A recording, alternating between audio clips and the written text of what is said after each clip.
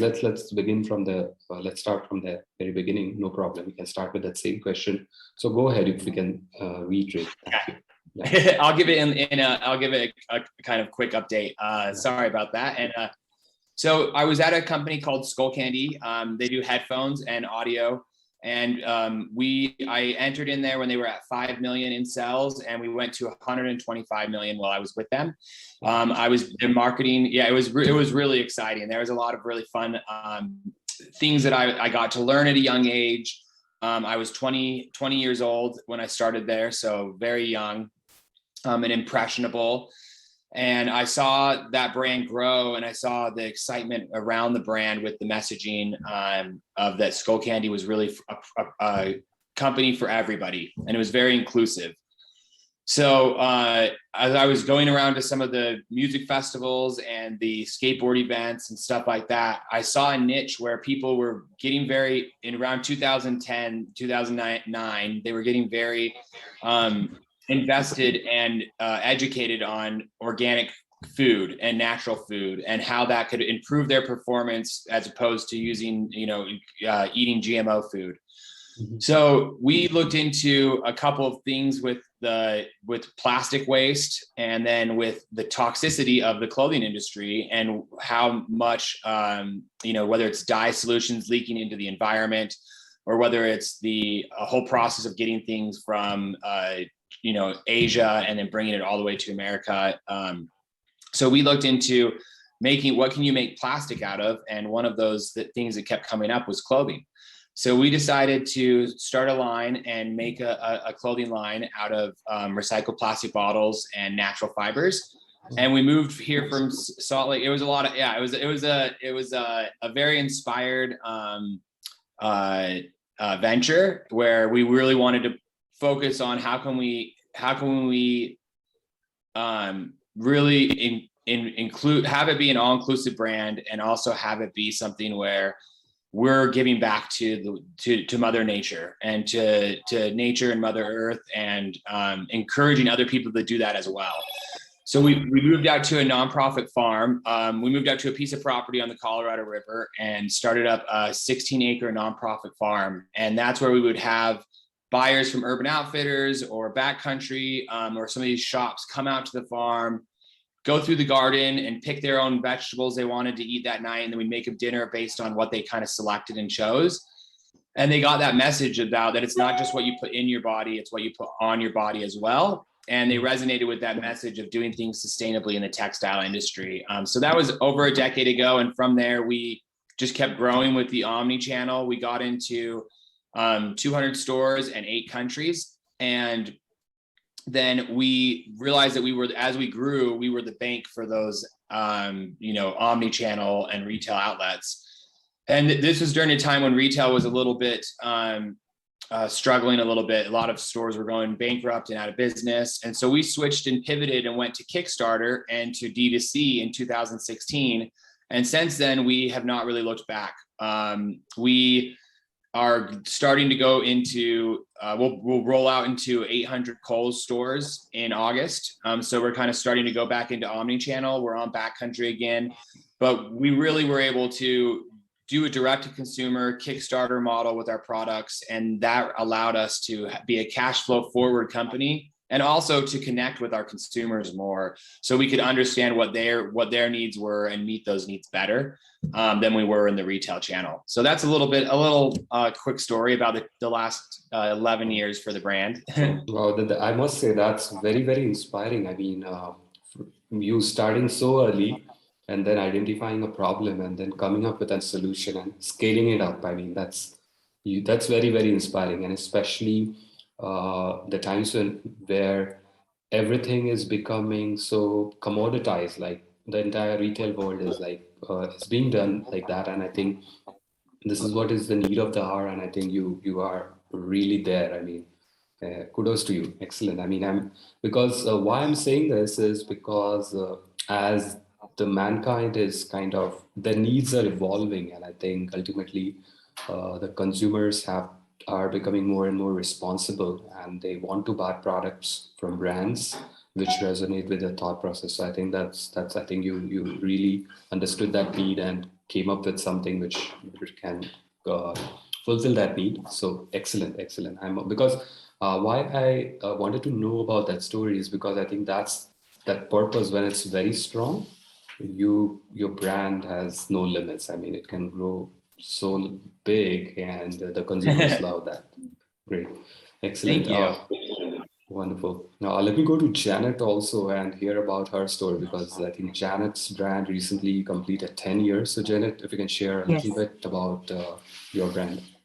Yeah, absolutely. So yes, we are in our, we just got through our 10, and we're expanding a lot now. The first 10 years really focused on the first product that our founders developed, which was a fire cider. So it's an apple cider vinegar based product with, different superfoods like ginger and turmeric.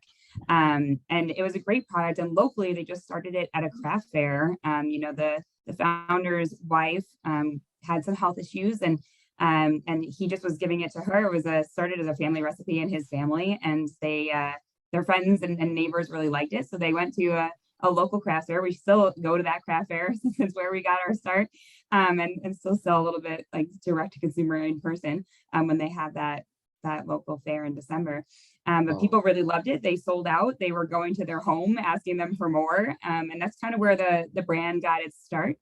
And very quickly they kind of got up and running and went online, which is great. And then in this last year and a half, we've really been expanding, during the pandemic and throughout the pandemic. A lot of people, right, were focusing on ways that they can boost their health and their immunity and trying to find natural remedies to do that. So fire cider was one of the ways that people were doing that. We also recently just launched an elderberry tonic. And then in the last month, we just came out with a new cleanse. It's a 2-day cleanse product. So really just to kind of focus on getting your gut health right, and boosting your immunity with, kind of more natural ingredients. So that's kind of what our customers' goal and focus was. So we're trying to kind of meet them with, all of the products that they're looking for that kind of fit into that health and wellness space in a way to make their lives better on a daily basis, as opposed to just something that you're looking for. If it's cold and flu season, is more of a way to kind of boost your system all year long. So that was kind of how they got their start. And now we're majority women, a woman-led company, which is really great too. And it's just been trying to expand. We're in retail stores across the country as well, over 4,000 stores, mom and pop shops, as well as some of the bigger kind of convenience store chains. So there's a side of the business that's on the B2B side, and then we also sell direct to consumer from our own site. So it's been a really fun journey. Wow, that's also very, very inspiring, because it's something that started for the purpose, again, that's something which comes from a self-need, and how it can translate into something bigger and can help a lot of people out there. Wow, exciting and very, very interesting. So my next question for both of you is around starting. Definitely is very difficult. Now you guys have started and scaled up.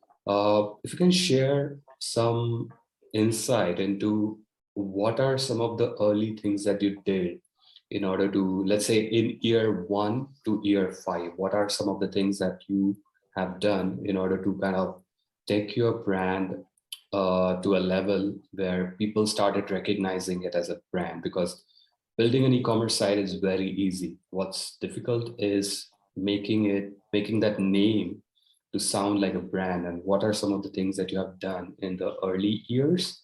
Let me go to Jacob and hear him out. Yeah. Oh, that's fun to look back on. So one of the biggest things that we did is at Skullcandy, it was very much a grassroots movement in the beginning, putting stickers up, handing headphones out to influencers, and just getting the name out there. So what we did was take that same model but bring the farm to the streets was one of our mottos. So we would raise our own animals, and then we would go to, we had a skateboard team and a mountain bike team and a kayak team, and we would go deliver meat to them from the farm. And instead of paying them money, we would deliver them meat and vegetables and produce that we had grown on our farm. So that was a really strong way for us to get influencers on board with the brand. And then we would give them grow bags. So we had grow bags that we would use and bring seeds and kind of get them started on a garden. And then they would be promoting that through Instagram and social media. So you'd have these skateboarders that had, tens of thousands, if not more followers, or musicians. And they would be promoting what we were doing through the gardening and through the good food. And so it kind of got people's brains thinking like, wait, what is this company that is bringing, Scottish Highlander meat and fresh broccoli, and then starting a garden for Adam Dyatt, a skateboarder in Huntington Beach, California. So as we had success with that and people asking questions and inquiring about what Koala was through those influencers, we also went out to the shops throughout America, and we did about 4 different tours where we would go from Milwaukee all the way down to Virginia Beach, or we would go from San Diego or Colorado down to San Diego all the way up to Seattle, and we would cook at shops with food from the farm or from other local farmers if we were in the East Coast, and just promote that food aspect that people would come and say, wow, that's the best broad I've ever had, or that's the best food I've ever had. And we would say, yes, it's homegrown with a lot of love. And that's how our clothing is we want clothing to be able to last forever and be quality and be something that you're comfortable and proud to wear. So that's kind of what translated over to the clothing was it's not just about what you put in your body, but on your body. So through that, we created this vessel where we would grow our own food and encourage other people to grow their own food. So we would go to the buyers, and I remember going to Barney's Co-op in New York City, and we didn't have an appointment or anything. We just went into the foyer, and I'd done my research to find out the name of the buyer. And we say, hey, do you have is this person there? And they would usually screen us pretty good and say, no, they're out to lunch or something, of that nature. And I go, well, I have a watermelon plant and a grow bag for them. Can you leave it for them? And then usually the response I get is, okay, hold on, they have to see this. I'm going to call them down here. And then of course they weren't out to lunch, and she came down, and then she's like, hey, tell me more about this. My son loves to garden. He's been wanting me to get into it. So the conversation really started with something that was a brand message, but outside of the actual product. And that's how we really related with the buyers, with the customers, with the influencers, was to really have a message that was bigger than the actual product and the clothing. And throwing a lot of stickers up, a lot of grassroots stickers, and giving a lot of stickers out. Those were some of the fun things that we did in the beginning to maximize building out that brand. And still today we have people that are using those grow bags, and people that are growing gardens because they were inspired through the brand to do that otherwise probably never would have grown a garden. So that's very, very, very important, I think, because that story is basically is something which is very important, because that's how you connect with your early adopters. I mean, they are the ones who become your ambassadors in this long run, in this long marathon. So very, very interesting. Well, this is something that any brand can learn from, how to, when they start, what they can do differently in order to connect with their consumers and basically have a dialogue with the consumers and tell what the product is all about, tell the backstory. That's what matters. Exciting, very, very, very, very interesting, Jacob. Let me go to Janet. Janet, your product is very unique, and it has the target audience, of course, can be everyone, but of course you have a consumer and a buyer persona that for whom you are kind of catering that product to. So as a marketing director, what are some of the strategies that you adopt in order to engage with your potential target audience? Yeah, so you're right. There are a lot of people that kind of fit in our target audience. And I'd say at the beginning of the company, they targeted more people that were already interested in the health and wellness space. So the stores that started carrying our product first were like the small, like mom and pop health and wellness food stores. And that was our target audience. But then as we grew, it really was like, right, it's not just people that are interested in only health and wellness and alternative remedies. Especially apple cider vinegar as a whole, it really started to get, just take more kind of the market. Like Bragg's is well known for their apple cider vinegar as a base product, and people were adding that into their diets, and athletes were adding that into their diets, and anybody that was interested in fitness, and it started to kind of grow to be a lot larger of an audience than just the people that were going to like the local health and wellness food stores. You started to see a lot more products in our similar vein, like in an apple cider vinegar space, pop up on the shelves, and in CVS's and in like the larger chain groceries across the country. And so that was originally the shift for us from the business to business side, was to shift just from like the small food, health and wellness food stores into like more of these larger chains. And we started to do that through distribution. I think the real interesting shift came through the kind of direct to consumer side, when that started to really kind of pick up and grow. So on the website, I mean, obviously, like we're doing everything that most companies are doing, right? Advertising on Facebook and Google, and we're growing our own email list and an SMS list. And so we try to kind of reach our audience where they are. So, some of our audience used to skew much older, and we get people that were 50 and above, but now we see people that are in the like younger, like low 30s, even high 20s, that are interested in products like ours, and really kind of focusing on what they're eating. So kind of like what Jacob's saying about like putting something in your body that's good for you, and knowing like, what kind of elements that you can add to your diet to kind of increase your general kind of health and wellness. And so just now we're starting to break more into that influencer space as well, and kind of take advantage of that. And let other people kind of talk about the way that they're using our product in their daily lives. That was something that we didn't really focus on before. I think the focus originally started on the B2B side.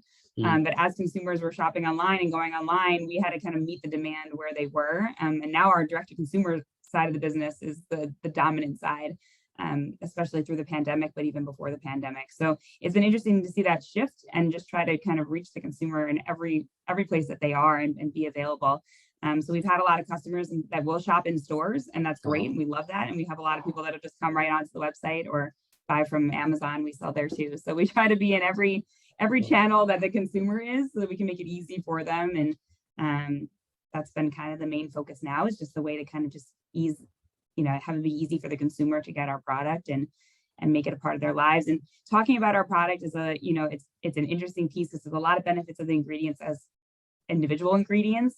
So trying to get education on that side of the product and product information is kind of the key piece for us, because some people don't know why they wanted, why would they need this product in their lives. So just explaining that kind of difference and how we differentiate from some of the other competitors, and that we're not just an apple cider vinegar like Bragg's, but we're that much more because of the added ingredients that we have in our product. So we really try to focus on those elements, and that we're a small business. We hand badge every batch of our products locally, and that was one of the pieces that our founders wanted to stay local. They were born in the Berkshires in Western Massachusetts, and our company is warehoused here as well, and we make the product here in our local community. So that was a big piece for them, and it's a big piece of our story that we still like to talk about, because we are still a small family-owned company.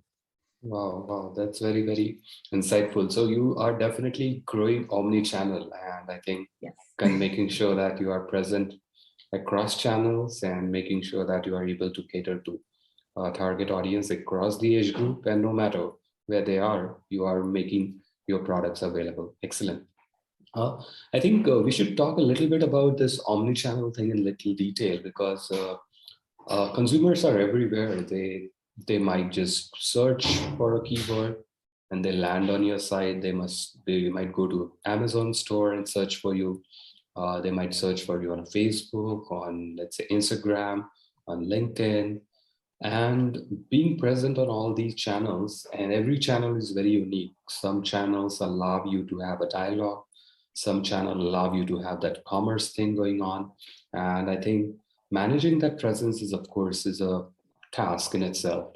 So how you as decision makers, as brand custodians, handle that? And what are some of the things that you do differently in order to make sure that you are able to have the right connection with your target audience? Jacob, as a brand which has such a strong purpose, I think ultimately a lot of education is there that has to go while kind of conveying what the brand stands for. So how is you and your team manage the marketing aspect of telling about your brand story on all these different channels? Yeah, great question. I think that's been one of the challenges for the business is in this space for the first 5 years from 2010 to 2015 is that some of the omni-channel, they would just put us up on the website or they would just put us in the store and they wouldn't follow the guidelines that we had to tell the story and to kind of educate the staff on what the brand was about. I think that's one of the main reasons why we decided to go direct to consumer, and through Kickstarter, we have over 30,000 customers on Kickstarter that we have a direct relationship with. Wow. And they're so engaged. They are a part of our brand. They help us to roll out new products. They help us to roll out new ideas. And so the difference is in how the brand's message was told pre-2015 as compared to now, from 2015 onward, is drastically different because we took it back into our own hands. Similar to what Janet was saying, we took it into kind of our own hands where we kept it homegrown and we kept it small, and then we let it kind of grow out from there and got it in front of the consumers ourselves. And that was a big game changer where people started to resonate with the brand. Our newsletter started to grow significantly. Our social media started to grow because people were able to connect with our message in a direct way, as opposed to going into a shop, one of the many we were in it, and trying to understand why we were different than Ruka or Brixton or Volcom and some of these other brands. So for us, being able to take that back into our own hands and have the Kickstarters go and hire a PR firm out of LA and work with ambassadors and have them tell about the story of it, that really helped to grow the understanding from the consumer that, oh, that what I'm wearing is made out of recycled plastic bottles and coffee grounds. That's really cool. How can I understand that more? And then they kind of went out on their own mission to ask questions and understand it more because they had the direct relationship with us at Qualitree, whether that was them reaching out on Twitter or Instagram or through Kickstarter or our own newsletter channels. It gave them the opportunity to come directly to us instead of going to the kid at the shop, and then the kid at the shop maybe knew a few ideas of the brand, but not really the passion behind it. So as we roll into these new partnerships, such as Kohl's, and go back into the omni-channel, we're on Expert Voice, and we're not too heavy in other sales channels, but we have Backcountry that we're involved with now, and we really want the messaging of the sustainability aspect and the who's making the product, that it's fair wage labor. There's that transparency, and that's what when we're talking with Kohl's and we're talking with potential new omni channels. That's where the conversation starts. Is how can you guys ensure that the brand integrity and the brand message is going to be front and center, and then the product's secondary to that, right? Because the product is going to be something that we put a lot of time into, we believe in. It's got all of our stuff packs into itself and has multiple uses. So we feel like once the consumer understands that from thread to being in that Kohl's store, we are front and center and focused on sustainability and making sure that it's fair wage labor. I think that resonates with the consumer more now than it did before 2015. So we're excited about going back in and seeing what happens and seeing what the consumer response is. We have a store here in Salt Lake, so when consumers come in and we go, hey, have you heard of Qualitree before? And some of them will go, yeah, I just looked it up, and I was looking up sustainable clothing and this came up. And we don't really have to tell them about what we're doing with the sustainability aspect because they've already educated themselves. So I think that's rather exciting to see the consumer, especially the younger consumer, really be drawn to understanding who's making their clothes and what it's made out of, because that's only going to improve the entire the consumer fast fashion problem around the world. I must say that's very interesting point that you shared there, like how you're keeping the brand messaging and making your direct to consumer platform itself the most important channel. And of course, with the omni-channel presence, how you are making sure that again, that messaging is conveyed. And ultimately, it's all about that education, making that awareness, and it's just like uh, leaders follow leaders, right? So I think once you take that position, pole position, others will follow you ultimately. Then you don't have to worry about, you don't have to think too much about who is going to be my consumer. If the mission is very strong, consumers will follow. Excellent. Because a lot of brands make this mistake and where they try to generalize, and that's where things do not work it out for them. And ultimately, uh, we are living in a world where consumers are willing to pay that premium when they feel like their thought process is resonating with the product and or services that they want to buy. So excellent insight, Jacob. Thank you so much. Jacob, my follow-up question on that itself is, when you're growing your brand, I think you get a lot of awareness. Like at the top of the funnel, you get a lot of these visitors who are like gradually getting aware about your brand. But what's the consumer journey like on your website, for example? How do you see the conversion rates, or how do you see from the customer who just subscribed to an email to their first purchase? Did you notice anything which is kind of unique? If you can share some insight there.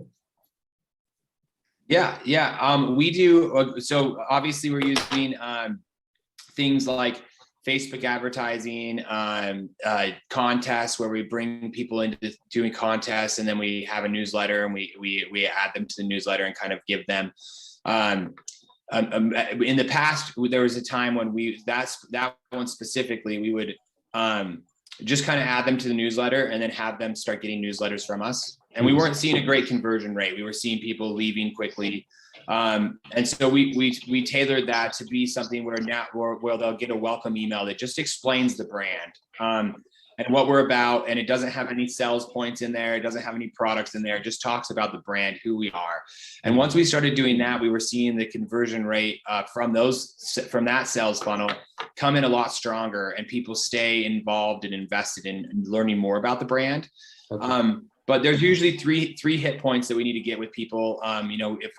If we get them onto our newsletter and then they get served with an ad and then they come into the website, then typically within 30 days, we'll see some sort of conversion, or we'll see them exit the funnel and not come back. Okay. So that gives us a very clear direction on what's working with our, with our customer that does have a focus on getting outside, traveling, or sustainability are really the three avenues of our top consumers. So knowing who our consumer is and what they want to see and what they want to hear about has been a big way for us to be able to make that customer experience a lot more impressionable and a lot more enjoyable for the viewer.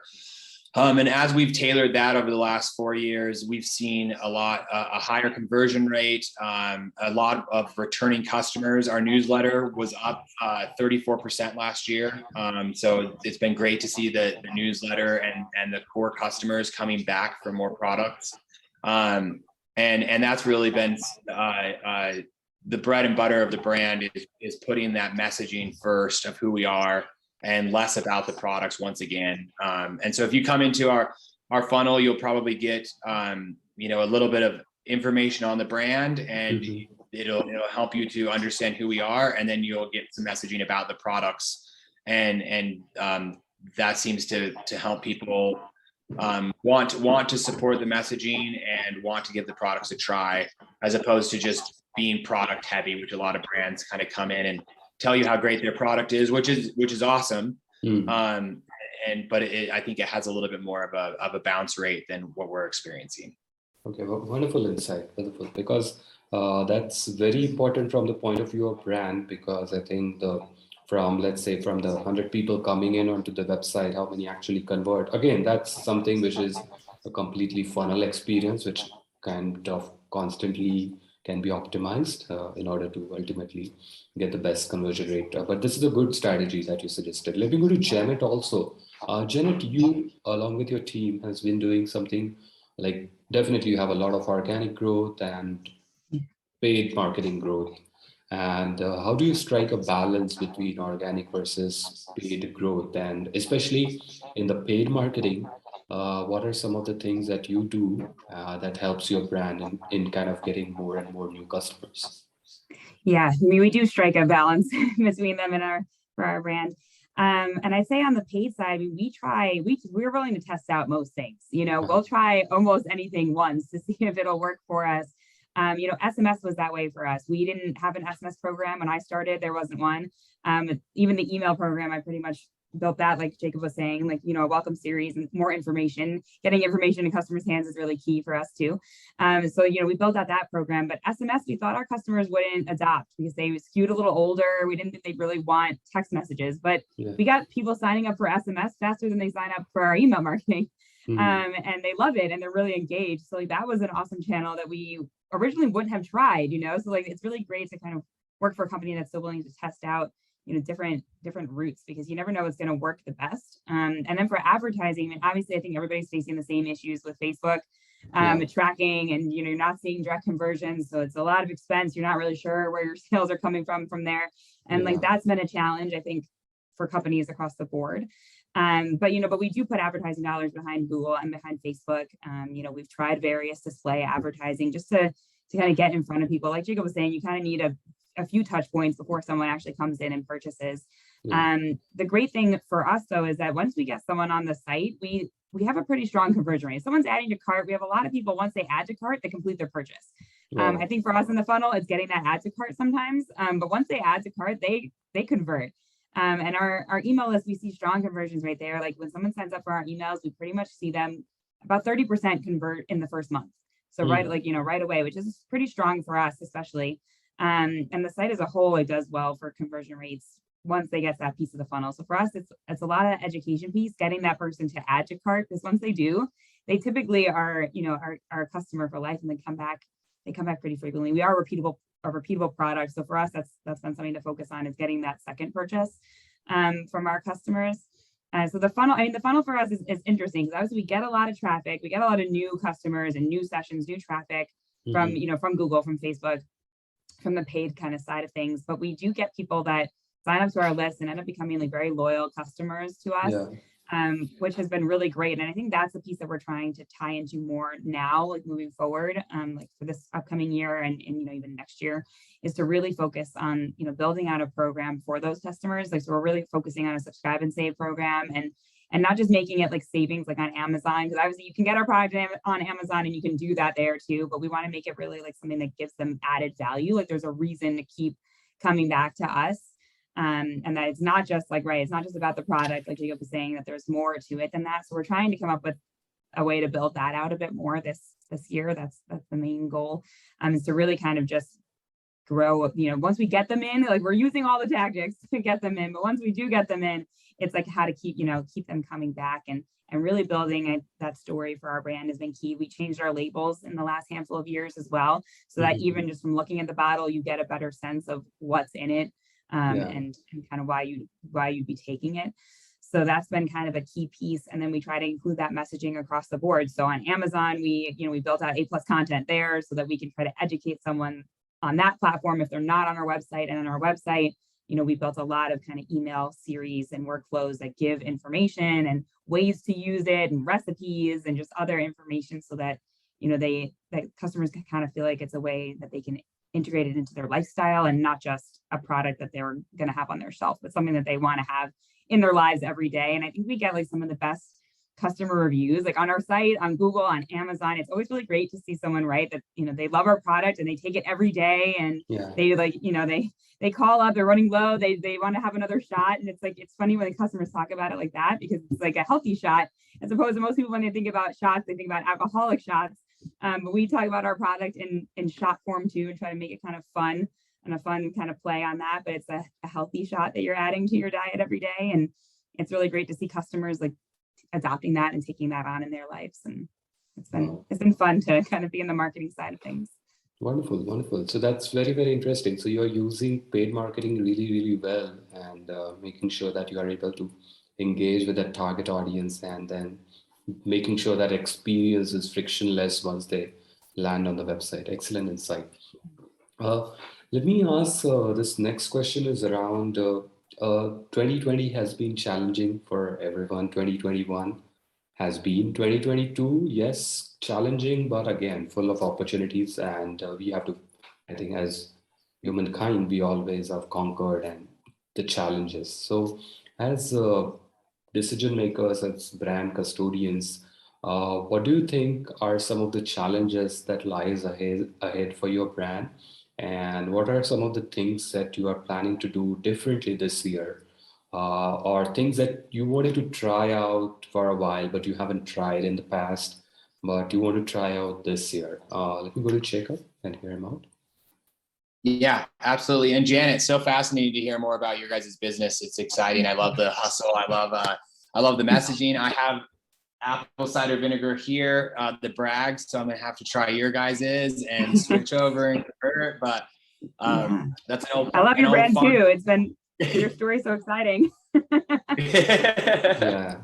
Likewise, it's just it's like, and that ties me into something that's exciting about what you guys do is you guys are able to produce things locally, like you said, and do it within your community, which is so big. A lot of our give backs, we have a phrase: the bigger we get, the better we get at giving back. And you know, we do that in a lot of ways locally here in Salt Lake. So all of our returns that come in, we go and give out to the homeless, and do runs where we'll give jackets and blankets and pants to the homeless, and it's very impactful. And some of my favorite conversations I've had in life are in those circumstances. But for making the product, it's a lot different, right? We inherited a model that was either, you know, we got some stuff from Guatemala. We've, over our 12 years, we have produced in India, Guatemala, LA, New York, China, Vietnam, Taiwan, right? A very broad spectrum of trying everything out that's out there.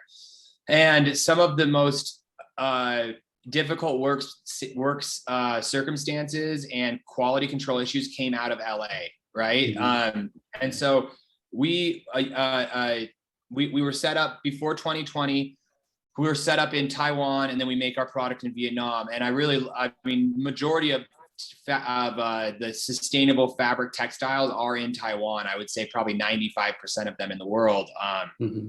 Everyone from North Face, Patagonia, to the US government and Taiwanese government helped to fund hundreds of thousands of dollars of machinery there to do waterless dye and double weave machines. And you know, in Ahmedabad, India, they have a setup at Arvid where they have the dye lot that they use pomegranates and cranberries and a lot of natural things to dye the fabrics, and then you have trees growing out of the dye lots. So you can't have trees growing out of something if it's toxic. So there's these handful of really established, passionate, meaningful mills around the world that do it the way that falls in line with Quality's morals and values. So that's why we were set up in those different areas and why we use those different areas. But with 2020, that stopped us from being able to go over to visit India and Vietnam and Taiwan, and it hindered us from being able to do quality control. They're not going to trade shows here in the US anymore, and we're not going out and visiting them. So the relationship, their English and different forms of communication we had before that helped to establish the strong product quality that we require started to kind of dissipate. So a year ago, I started on a journey to find new partners that would be closer here to home, whether it was Mexico, North Carolina, Dominican Republic, Colombia. And we've ended up finding those partners in Colombia and Dominican Republic. And they've been able to replicate some of the fabrics that the mills in Taiwan were doing. They're also $100 million mills, which allow, I mean, if you're the way I explain it is, if you're trying to produce something that's top quality in a $20 million mill, you're not going to have the machinery you need to get it done the right way at a $100 million mill. So with that, the biggest change for us has been getting out of the kind of Asian area and moving to Colombia. We're going to continue. I'm going to live in Colombia for a month next month, and I'll be overseeing switching all the products over. And we're doing a private label deal for Guayaquil that we'll be able to do in 3 months. But there's a few issues that came up strongly in that search that we weren't aware of when we started that search a year ago.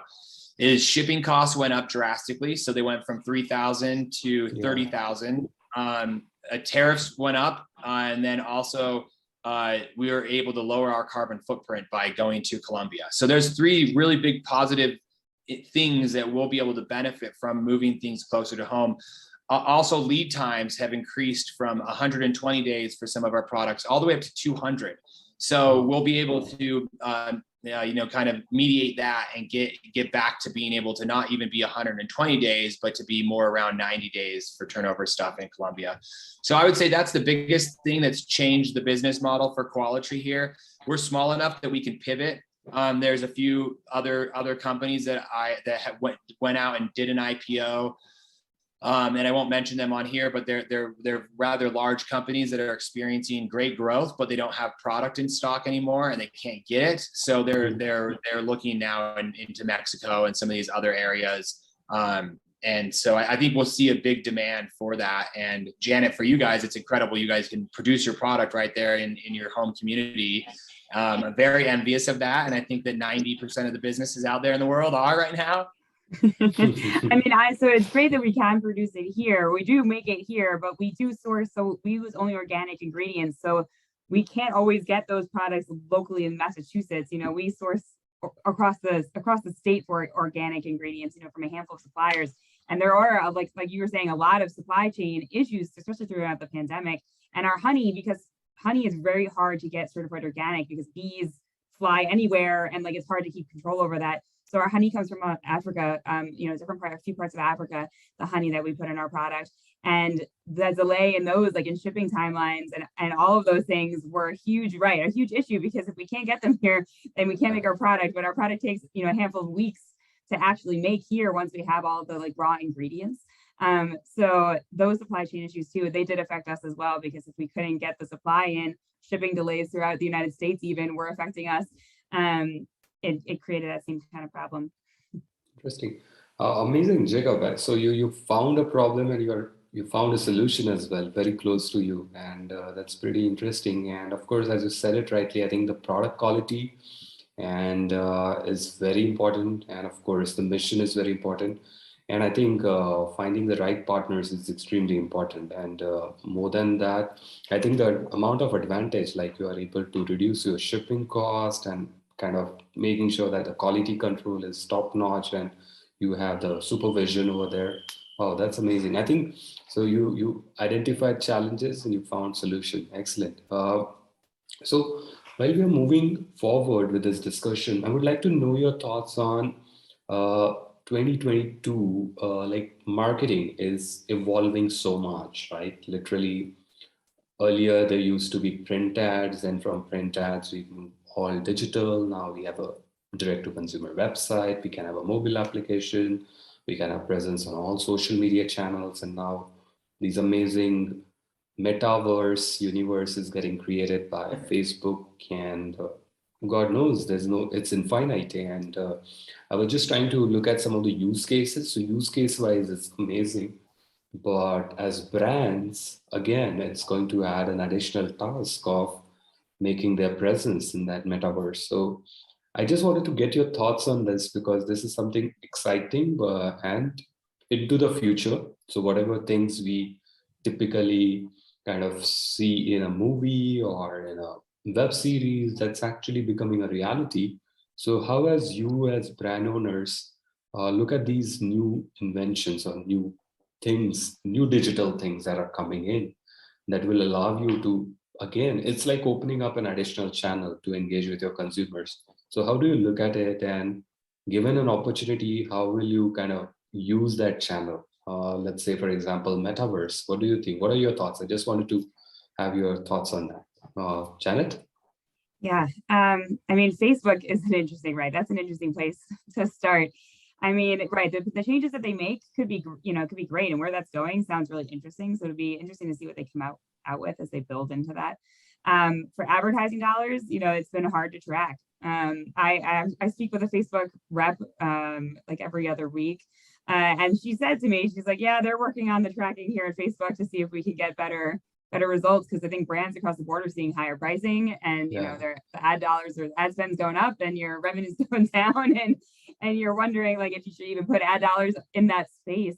For us as a brand, we decided, not to pull advertising dollars from there. A lot of companies are saying that they're just building only on their own lists, email lists or SMS, and trying to keep things more internal. And while we do that and we build our emails, we build internally, we're not cutting those kind of external sources, because it still is a great brand awareness and brand building and a way to get your message out, like we were talking about earlier. Kuldeep, I know that you and I have talked a lot about Shopify. We're on Shopify for our website, and they've come out with their own expanded, like Shopify 2.0. And we recently built a new website, and we're going to change that again to the 2.0 version. So that, for 2022, like that's on our list as well, to just kind of get the latest technology and be able to take advantage, that they added some fun features in for 2.0, and just try to kind of build a website experience that's like the best version that we can offer. And I think it's good as we're trying to grow and offer more programs to our customers, like these changes and these growths either on the website itself or just in some of these other advertising platforms gives us an opportunity to talk about our product in a new way or get in front of a new audience. And we're excited to take advantage of it here. I mean, I don't, who knows what Facebook will bring as they grow, but across the board, it just gives us another opportunity to, make something more unique, make the website more personalized, and kind of get the content that we want on the site, so that way it makes it more interesting and engaging, and hopefully explains our product and kind of, in the end converts people. But obviously the goal is to convert them in the end, but we're trying to just make it, a little more interactive and fun. And we've been making changes in our brand like that across the last handful of years. And I think for 2022, that's still our plan, and try to expand our product offering. That's on our list too this year, is to offer some new products. Wonderful. So Facebook, of course, I mean, it's going to open a very different set of opportunities, which allows you to kind of tell your product, like allowing your customers to look at your product in 3D, or getting to know, let's say, the recipes of how they can use fire cider, or maybe allowing the consumers to come to your production facility and experience it in a 3D world. What better that can be? I mean, that would really be the best thing that can happen for consumers, because consumers these days, when they go and buy from a grocery store or from online, they just buy they either know the product, but they never know the ingredients or what the product stands for, what's the back story behind the product. So I think that definitely will be a game changer. And of course, Shopify is doing phenomenally well in terms of, I think the augmented reality thing, I'm really waiting when they're going to make it like available for everyone. But I think they're still doing beta and pilot. So hopefully whenever they launch this year, next year, that will definitely be a game changer. How about you, Jacob? How do you look at the emerging technologies? I mean, you yourself have worked in with the skull candy thing that you worked. Again, very amazing product and innovation in the, let's say, the sound space. But as a brand owner for an apparel brand and for poultry, how do you look at emerging technologies, and how do you have any plans? Do you guys talk internally with your teams? How do you look at it? Yeah, I think that it's fascinating and very, for me, mind-boggling. I'm a very old soul, so I tend to not like to be on screens. I don't really watch TV. I look at my diet, not just in my food, but I look at my diet and what I put into my brain. So I would rather, like, I'm taking notes from Janet here, and from yourself. I think that there's people on my team that are much more prepared to answer that question. But for myself, I would consider myself more of a person that likes to get out and ski and mountain bike or hike and really likes to greet the outdoors and get outside and be without technology. Or if I are traveling or just kind of immersing myself in new things. But what you said about using it to visit the factory in 3D settings, I mean, when I go visit these factories, the one that's in Colombia, they run off of completely hydro and solar power. Everything, their forklifts are all battery operated, down to the scooter that the security guy's on. They have 1,400 employees that are fed lunch, breakfast, and dinner. They have the waste that comes out of the water that they extract. It turns into a sludge that they turn into bricks, and then they build houses for their employees that are in need, and they'll give them a low interest rate loan on building that. So for our consumers, that's something I get excited about when I see hands-on. So for our consumers to be able to walk through that digitally and experience it is something that got me very excited, that I wrote down a note that I have to talk to my team about that. Some of the things that we had thought about before then was sizing. So with sizables, that's one challenge with ordering online, is that if you can't go to a changing room and try it on, then you are going to order 2 sizes and send back the one that doesn't fit. We were on Amazon and we had to get rid of our sizables on Amazon. Well, we chose to, because people were so trained in ordering 2 of the products and then sending back the one that didn't fit, and it was killing our return rate. So if we can have a digital, that's something that's consistently talked about. And there's a few software programs that are doing okay with it, but nothing that I think is going to be what the future will be. But digital online fitting rooms, where someone can have an experience where they get to try it on in the digital world. How that looks, I'm not exactly sure, but I know there's people that are out there working on it that have pitched different things to us. They put in their sizes into that software program, and then wherever they go on the internet, if it's a sizable, that has their weight and their dimensions and what they prefer there, so they can kind of get a gauge from our sizing guide and then factor in how it would fit them. I think that would be a great experience for both the consumer and the brand, because and the carbon footprint, because then you're not returning things back and forth. Another thing that gets me excited is the NFTs, and we have a mascot that is a koala, and we have we put him in different various settings, whether it's a Smokey the Bear hat or a Santa Claus hat for Christmas. So I think that NFTs could be something that could be really fun for us to embark on with that mascot, and having how that's going to work, I'm not sure, but as it gets more popular, I think if we send out something on our newsletter to our 100,000 plus newsletter, that we would have a strong conversion rate if we sold an NFT for $1, right? And then as that collector's item continues to grow over time, if it starts reselling for $100, Quality would get a portion of that commission for the lifetime of the NFT. And it's really nothing but just a art piece that for us, and there's not an actual hard product involved with it. So I think that allows us to go into the space in a fun way and in a creative way, and utilizing our already existing kind of core customer that's been with us for a long time. It gets them excited about transitioning into this new world as well. So that's some of the things that we've thought about utilizing it for. But as far as with stuff with Facebook and tracking, that has been very frustrating. There's been a lot of challenges in the growth of technology and what the constant changes are and exterior threats there. So I'm hopeful that as it grows and people are in the metaverse, doing different things, that we'll be able to figure out how the